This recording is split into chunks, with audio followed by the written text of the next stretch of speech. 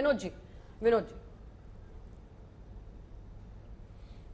देखिए अंजना जी, एक प्रश्न सुन लीजिए। मेरे मन में एक प्रश्न आई गया, मैं सोच रही थी पहले आपकी टिप्पणी सुन लूं, लेकिन विनोद जी प्रश्न है कि जानबूझकर हिंदू धर्म में जो हार्मनी है उसको बिगाड़, मतलब जो लोगों में एकजुटता है उसको तोड़ने के लिए स्वामी प्रसाद मौर्य का ये बयान आया है। बार बार आप लोग ये हमेशा क्यों दिखाते हैं? हिंदू धर्म को इतना कमजोर है क्या कि हर तरफ से कोई वार कर दे, कोई एक बयान दे दे और सब अलग हो जाएंगे, जाति में बढ़ जाएंगे?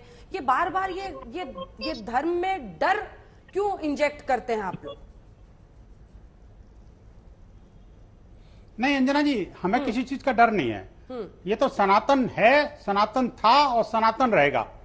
लेकिन एक बताऊं आपको मैं, ये डर है उन लोगों को है जिनको लग रहा था कि हम वोट बैंक की राजनीति को साध लेंगे, ये कह करके कि अयोध्या में परिंदा भी पर नहीं मार सकता।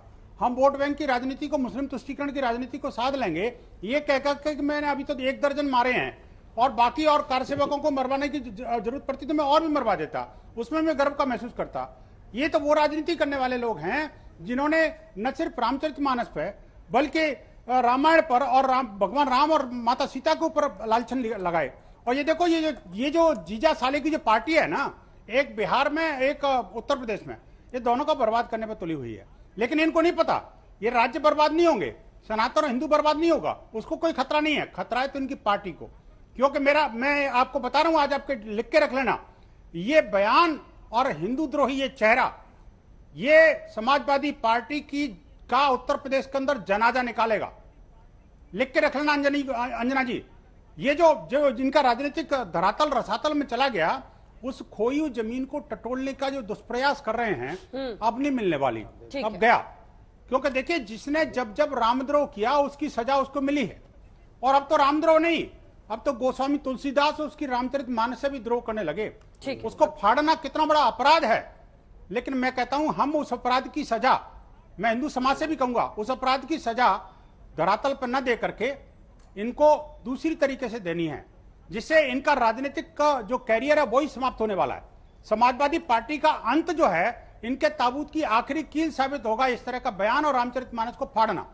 हिंदू समाज को न कभी कोई खतरा था, न कोई खतरा है, न कभी खतरा रहेगा। ठीक, अनुराग जी अब सबकी बातों का। हाँ, अब देखिए सवाल है, उनको सनातन धर्म की चिंता नहीं है, उनको चिंता है समाजवादी पार्टी कब खत्म होगी, इसकी चिंता है। तो इसलिए मैं तो सनातन धर्म की बात कर रहा हूँ। सनातन धर्म इतना कमजोर कब से हो गया? हजारों साल से सनातन धर्म चला आ रहा है। ना जाने कितने यहाँ पे आए। अब मैं बोल लूं, मैं आपके बीच में नहीं, विनोद जी प्लीज, आपके बीच में नहीं बोला। देखिए, ना जाने कितने यहाँ पे आए, शासक चले गए, सनातन धर्म का कोई बाल बाका कर पाया क्या?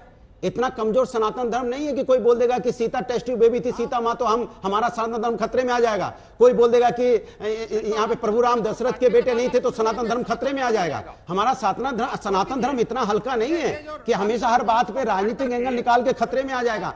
चर्चा की तरह होनी चाहिए। अब क्यों आप बीच में बोल रहे हैं? मैं आपके बीच में नहीं बोला, बीच में नहीं, बंसल साहब प्लीज, तभी तो बात हो पाएगी।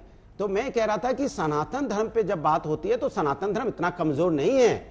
तो इसलिए सनातन धर्म की बात करते करते आप राजनीतिक पे आ जाते हो। ये चिंता का विषय है देश के अंदर में। आपको अगर सनातन धर्म पे बात करनी है तो आप धर्म पे बात कीजिए। आप उसमें राजनीतिक एंगल कहां घुसाने लग जाते हो? और जब राजनीतिक एंगल घुसाने लग जाते हो तो कहां भाग के चले जाते हो, इधर से उधर, उधर से इधर। इसलिए मैं आपसे कहता हूं, सनातन धर्म को कमजोर मत समझिए। और समाजवादी लोग हर धर्म का सम्मान करने वाले हैं, सभी धर्म ग्रंथों का सम्मान करने वाले लोग हैं। मैंने कहा ना, सनातन धर्म किसी के, मैंने बोला टेस्ट ट्यूब बोल दिया, सीता मां, तो क्या आवाज नहीं जा रही, इसलिए चुप हो जाइए अभी। नहीं, क्योंकि एक बार में हम एक ही, जिससे मैंने प्रश्न किया उन्हीं की आवाज जाएगी। प्लीज, हम लोग यहाँ आज तक पे शाउटिंग मैच नहीं करते हैं। हाथ खड़ा कीजिए सर, मैं आऊंगी, कोशिश करूंगी। ब्रिजलाल जी इसके बाद मैं आ रही हूँ आपके पास, बात पूरी कीजिए। तो वही मैं आपसे कह रहा था कि सनातन धर्म को आप राजनीति से मत जोड़िए कृपया करके। आपको राजनीति करनी है, विकास की राजनीति कीजिए। राजनीति करनी है, जो सामाजिक समस्या है उनको कैसे दूर किया जाए उस पर राजनीति कीजिए। कैसे समाज के अंदर में यूनिटी बनी उस पर राजनीति कीजिए।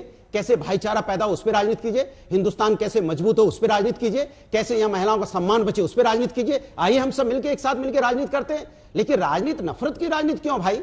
हर बात पे इसी की राजनीति। तो इसलिए कहते हैं इसको ज्यादा, इस बातों को उतना बढ़ावा देने का मतलब होता है कि आप उसमें सनातन धर्म के नाम पे राजनीति करना चाहते हैं। ये हमारे लिए चिंता की बात है। आप जोड़ने की बात कीजिए, आप तोड़ने की बात मत किया करो, क्योंकि हिंदुस्तान बहुत प्यारा देश है, यहाँ सब मिलकर रहते हैं। छोटा सा जवाब राजूदास, छोटा सा जवाब। एक सवाल मेरा अनुराग भदौरिया जी से, अंजना जी, छोटा सा। हाँ। इन्होंने तो आपके चैनल पर बैठकर बहुत अच्छी कथा कह दिया लेकिन कथा लिखा किसने, ये भी तो इनको जवाब देना पड़ेगा ना। क्या रामचरितमानस हमने जलाई? क्या ये राग किसने छेड़ा? स्वामी प्रसाद मौर्य जी ने क्यों कहा कि रामचरितमानस से ये चीज निकाली जानी चाहिए? क्या महर्षि वाल्मीकि से बड़े कवि हैं क्या स्वामी प्रसाद मौर्य जी? क्या लोहिया से बड़े राम के दर्शक हैं क्या अखिलेश यादव जी, जिन्होंने कहा कि मैं ये सवाल सदन में मुख्यमंत्री योगी आदित्यनाथ से करूंगा? क्या रामचरितमानस मुख्यमंत्री योगी आदित्यनाथ जी का ग्रंथ है क्या? सिर्फ कॉपीराइट मुख्यमंत्री योगी आदित्यनाथ जी का नहीं है ना, ये सनातन संस्कृति का ये हमारा हृदय स्थली है। और एक बार इन्होंने नहीं कहा कि स्वामी प्रसाद मौर्य जी ने गलत कहा। और रामचरितमानस जिस प्रकार से जलाया गया है, आप उस वीडियो को देख लीजिए, लातों से कुचला गया है।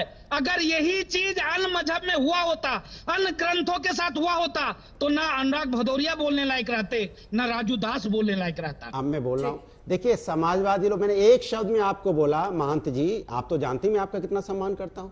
मैं तो हर व्यक्ति का सम्मान करता हूं, जो हिंदुस्तानी उसका सम्मान करता हूं। रामचरितमानस का करते हैं कि नहीं? तो क्यों नहीं करते? वही तो मैं कह रहा हूं।